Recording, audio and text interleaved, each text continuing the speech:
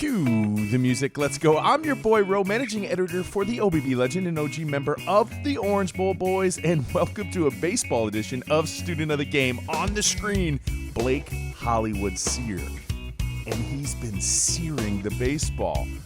The freshman is absolutely unconscious, leading the team in home runs with 3 early on in the season. So we're going to go ahead, break down his swing, but first, a little bit more of an introduction to Mr. Hollywood. Blake Cyr, infield, 5'11", is playing second baseman for the Miami Hurricanes. 190-pound freshman from Windermere, Florida. He went to Windermere High School and led his high school to a 7A championship in District 5. So let's go over to D1 baseball and look at some of the stats early on in the season. 5 games played, 1 home series against Penn State, a couple home midweek games during the week. Like I said, home runs, 3. Tied with Levinson and Yo-Yo. Second in team in average, 500. Leads the team in RBI with 10.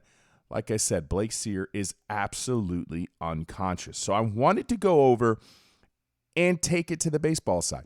Why is he able to generate so much pop? What is he doing at the plate right now? And it's good to mark this because later on in the season we can compare.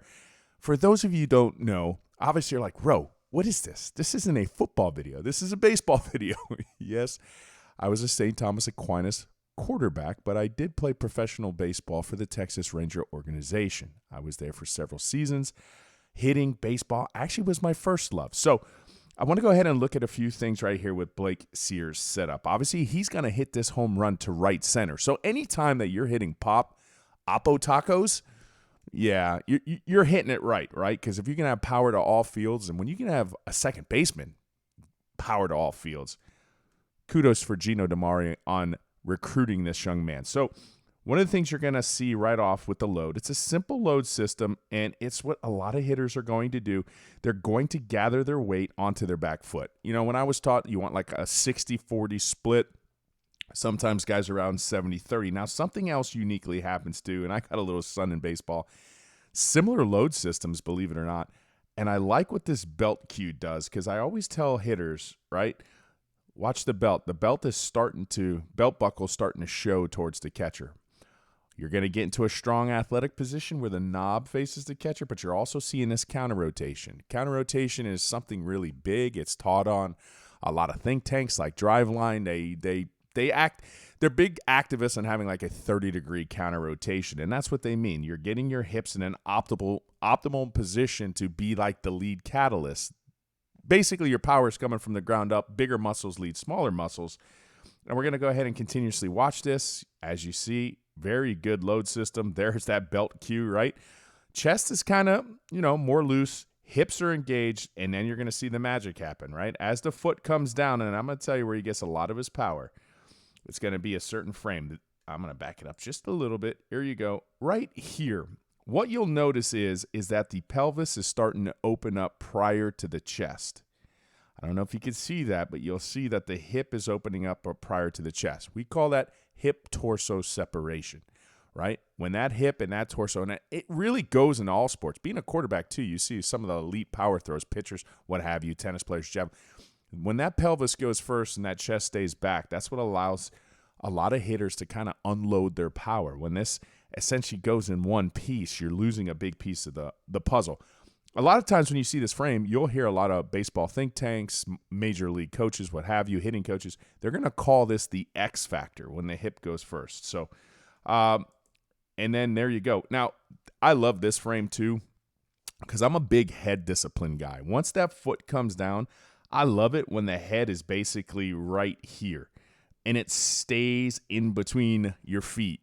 My head stays between my feet when I step and when I swing. I teach this to young hitters all the time. It's a funny little adage, but it gives you optimal chance to play with the baseball, right? The more your head goes forward, you're basically attacking a ball that's attacking you. And the last thing you want to do is go after a ball that's coming in around 95 to 100 because you want to optimize the space. But here's something else very, very pivotal. He's short to the ball. You see how close this bat is traveling to the back shoulder? We call that connection. You can actually measure that on sensors. You measure how close the bat is traveling to the back shoulder. You want to be as quick to the ball and as long through it. Good rotation. You see the hips are starting to go out. Now, the hips, once again, are more open, in terms of degree. You'll see that, than the chest. The hips are more open than the chest. His lead catalyst are his lower muscles. It's not his hands, because when the hands are the main accelerator, you're going to see that the front arm drapes off the chest. That's not what happens here. So you're going to continue to see him go through the swing. Oh, we got right to an extension shot. That's good. A power V position, but look at the head discipline, right? And we'll back it up later from the head, and I want to show you like real time what the head's doing. Power V extension, locked out, head down, drives through the baseball. I mean, this is pretty. There's when you have somebody this hot and makes his debut into the college landscape, and he's going to do things correct. And when you have a guy his size, and let's be honest, all right, the guys before him, Yo-Yo, Levinson, those are some big boys, right? They're putting some tape measure moonshots.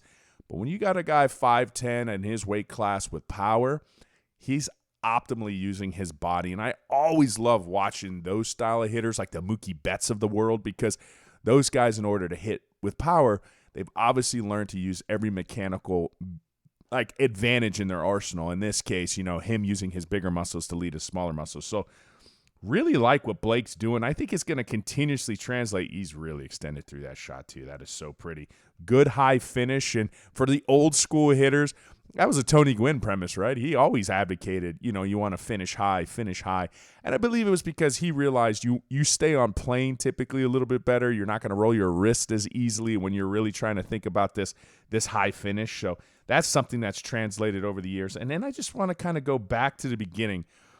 And from the start to the finish, right, I really want you to pay attention to his head discipline, because I think this is such a pivotal thing. Watch his head from start to finish. This is where he starts, right? And for the most part, his head's in a frame. You do damage in a door frame.